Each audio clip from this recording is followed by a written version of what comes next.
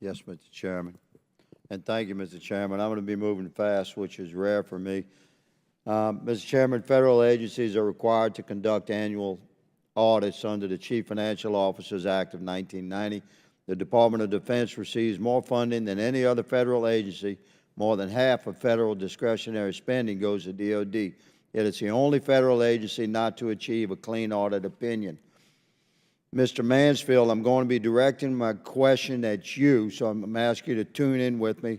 Let me ask you up front. You're the Deputy Inspector General for Audit under the U.S. Department of Defense Office of the Inspector General. Is that correct? So you're like a financial law enforcement officer. Is that correct? I wouldn't go quite that far. You look at it like that? So you're familiar with the term? We call the balls and strikes. You're familiar with the term reasonable suspicion? Yes.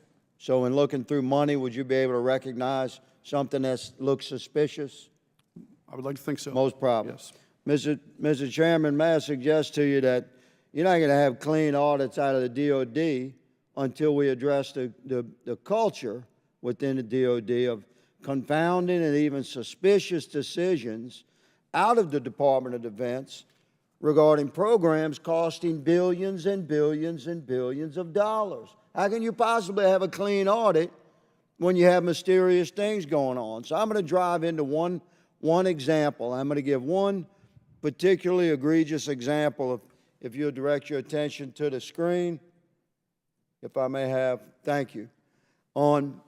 Let's just go through the timeline here. This is one large interaction between Austal Shipyards and the DOD, United States Navy, that's been going on for a long time. February 2017, wide media reports highlight concerns about China's frigate design resembling the United States Navy's littoral combat ship, the LCS. That coincides with also USA's joint venture with a Chinese shipbuilder.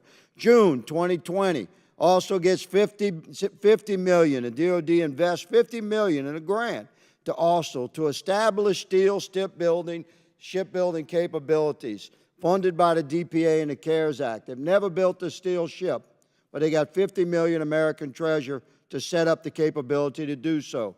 2022, September, myself and Congressman Dunn expressed national security concerns officially to DHS and Navy secretaries about also USA's OPC contract amidst the LCS program scrutiny.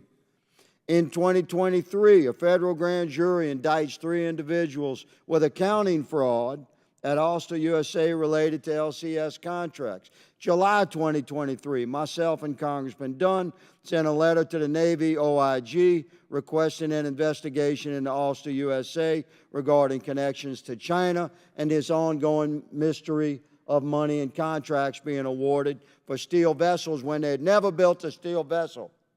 It continues. May 2024, the DODIG meets with me after it had been confirmed to me from the DODIG that the DOJ was now involved investigating Austal and things that I had put on the table. DODIG meets with me and acknowledges ongoing investigations in response to concerns, but they refuse to provide any further details because it's an ongoing DODIG and DOJ investigation.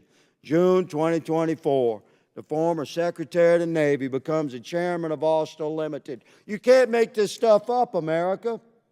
How are you going to possibly get a clean audit when this is the culture that we're dealing with? August 2024, Austal agrees to settle accounting fraud and false claims with the DOJ by paying by a $25 million fine. The fine was supposed to be $71 million. But they reduced it because Austal said they didn't have the money. September 2024, Austal receives another $450 million contract to expand their submarine module production in Mobile, Alabama, basically building them a shipyard with American money. September 2024, just the other day, Austal gets another $152 million Navy contract to build infrastructure for the Columbia-class and Virginia-class submarine modules. It's almost, that's $600 million that they've been given just this year, this month, after this ongoing, the former Secretary of the Navy is the CEO of the company, an Australian company. Mr. Mansfield, does this rise to the level of reasonable suspicion in the financial realm, sir?